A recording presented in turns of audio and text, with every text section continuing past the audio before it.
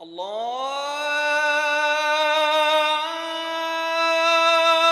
أكبر الله أكبر الله أكبر الله أكبر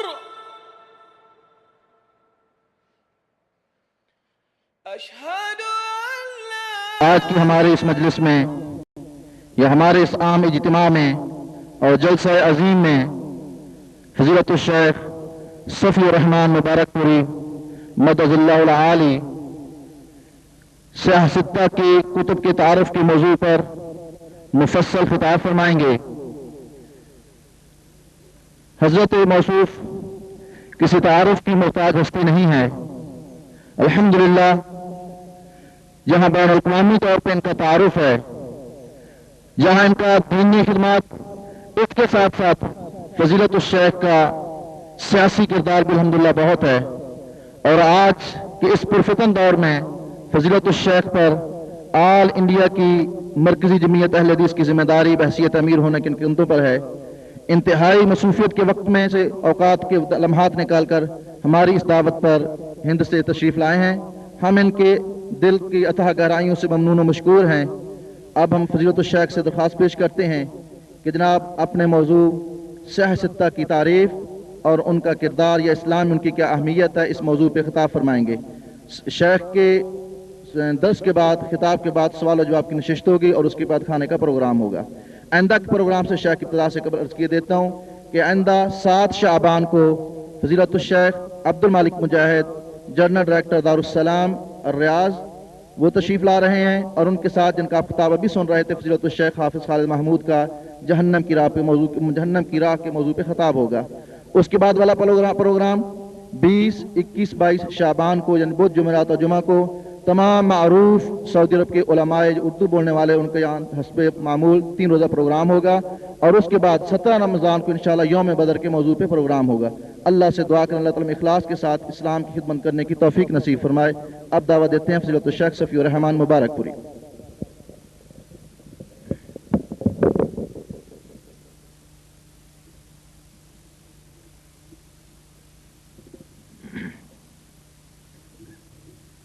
الحمد لله نحمده ونستعينه ونستغفره ونعوذ بالله من شرور أنفسنا ومن سيئات أعمالنا، من يهده الله فلا مضل له ومن يضلل فلا هادي له، ونشهد أن لا إله إلا الله وحده لا شريك له، ونشهد أن محمدا عبده ورسوله، أما بعد فإن خير الحديث كتاب الله، وخير الهدي هدي محمد صلى الله عليه وسلم، وشر الأمور محدثاتها، وكل محدثة بدعة، وكل بدعة ضلالة، وكل ضلالة في النار۔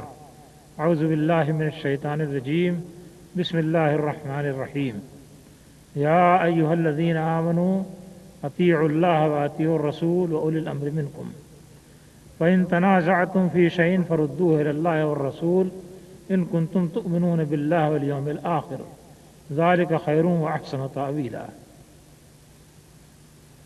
عزیزوں اور بھائیوں، آپ حضرات سے جس موضوع پر خطاب کرنا ہے، ابھی آپ نے مولانا عمر فاروق صاحب کی زبانی اس کی تفسیر سن لی، لیکن اس موضوع پر خطاب کرنے سے پہلے یہ بتا دینا ضروری ہے کہ اس دین میں احادیث کی حیثیت کیا ہے اور حدیث کی ضرورت کیوں ہے، اور اس کو قلم بند کرنے کی ضرورت کیوں پیش آئی اور کن حالات میں پیش آئی، تاکہ اس کے بعد آپ کو یہ بات مختصر طور پر بتائی جا سکے کہ کتب ستہ کیا ہیں اور ان کی اہمیت اور اس کا موضوع کیا ہے۔ اس سلسلے میں ہم سب سے پہلے اس طرف رجوع کرتے ہیں کہ ہمارے دین کی بنیاد کیا ہے، یا ہم کہاں سے اپنا دین حاصل کر سکتے ہیں۔ اس چیز کی طرف رجوع کرنے کے لیے ہمارے سامنے قرآن مجید کی بے شمار آیات ہیں۔ اللہ تعالیٰ نے حکم دیا ہے جگہ جگہ کہ اللہ کی اطاعت کرو اور اللہ کے رسول کی اطاعت کرو۔ اللہ کی اطاعت کیوں کی جائے؟ اللہ تعالیٰ نے اس کو اپنے قرآن مجید کے اندر ہی مختلف جگہ پر بیان کر دیا ہے۔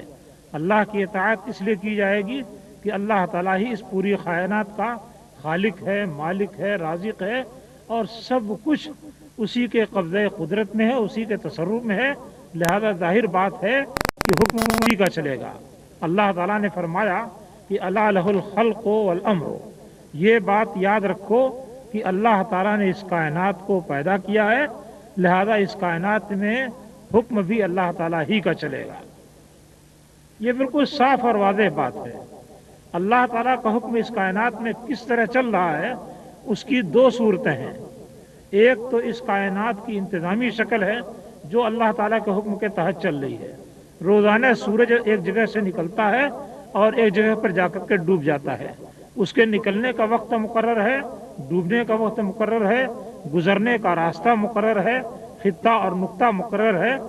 جب سے سورج نکلنا شروع ہوا ہے آج تک اس نظام میں ایک نقطے کا بھی کوئی فرق نہیں آیا ہے، اور لوگوں نے یہ بات معلوم کی ہے کہ سورج کی جو رفتار ہے اس رفتار کے حساب سے سال اور دن کس طرح بنتے ہیں، اور کتنے لمبے اور کتنے چھوٹے بنتے ہیں، اور کتنے سال میں کتنے دن کا فرق پڑتا ہے، اور اس فرق کو کس طرح سے مٹایا جائے گا، اس میں منٹ اور سیکنڈ کے مختلف حصوں کی مقدار کیا ہے، یہ ساری چیزیں انہوں نے سورج کا مطالعہ کرتے کرتے ضبط کر لی ہیں، اور ممکن ہے کہ مزید باریکی بھی آئندہ ضبط کی جائے۔ یہ پورا اللہ تعالیٰ کے قانون کے تحت چل رہا ہے۔ اس قانون میں کسی قسم کی مداخلت دنیا کی کوئی طاقت نہیں کر سکتی ہے۔ جس طرح سے یہ قانون چل رہا ہے چلتا جائے گا۔ اسی طریقے سے اس دنیا کے جتنے انتظامی معاملات ہیں اس کائنات کے، ان سب کی صورتحال یہی ہے، اور وہ سب اسی انداز پر چلتے ہیں، اس میں کسی قسم کی کسی کی کوئی مداخلت نہیں ہوتی ہے۔ اسی کو ہم کہتے ہیں کہ یہ اللہ تعالیٰ کا تکوینی حکم ہے، اس کا قانون اور اس کا نظام ہے جس کے تحت یہ کام ہو رہا ہے۔ تو ایک حکم تو اللہ تعالیٰ کا یہ ہے جس کے بارے میں کسی شخص کے لیے مجادلے کی کوئی گنجائش نہیں ہے۔ اللہ تعالیٰ کا ایک اور حکم بھی ہے، اور وہ حکم کیا ہے؟ شریعت کی پابندی۔ اس نے انسان کے لیے ایک خاص شریعت مقرر کی ہے اور اس کو اس کا پابند بنایا ہے۔ اس حکم کے سلسلے میں اللہ تعالیٰ نے انسان کو یہ اختیار دے رکھا ہے کہ اپنی آزاد مرضی سے جی چاہے تو اس کو بجا لائے اور اللہ تعالیٰ کے انعام کا مستحق ہو، اور جی چاہے تو اس کو نہ بجا لائے، اس کی مخالفت کرے اور اللہ تعالیٰ کے عذاب کا مستحق ہو۔ یہ دونوں چیزیں اللہ تعالیٰ نے انسان کے سامنے رکھ دی ہیں۔ اللہ نے حکم دیا ہے کہ صرف اسی کی عبادت کرو، انسان بسا اوقات صرف اسی کی عبادت کرتا ہے اور مسلمان کہلاتا ہے اور اللہ کے انعام کا مستحق ہوتا ہے، اور بسا اوقات اس کی ہی عبادت نہیں کرتا بلکہ اس کے ساتھ ساتھ دوسروں کی عبادت کرنے لگتا ہے اور مشرک ہو جاتا ہے اور اللہ تعالیٰ کے قطعی عذاب کا مستحق ہو جاتا ہے۔ تو ایک حکم یہ بھی ہے کہ جس کو انسان چاہے تو بجا لائے اور چاہے تو نہ بجا لائے۔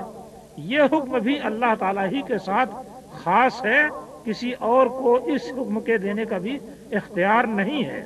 آپ قرآن مجید پڑھ کے دیکھیے، ان الحکم الا للہ امر اللہ تعبدوا الا ایاہ، کہ حکم دینا محض اللہ کا کام ہے، یہ محض اللہ کا حق ہے، اور اس نے یہ حکم دیا ہے کہ اس کے علاوہ کسی کی عبادت نہ کرو۔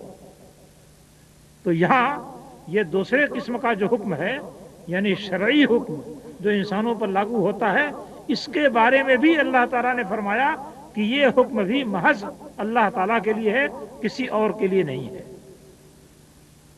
تو دونوں قسم کا حکم، یہ جو کائناتی حکم ہے یہ بھی اللہ کے ساتھ خاص ہے، اور یہ جو شرعی حکم ہے یہ بھی اللہ کے ساتھ خاص ہے۔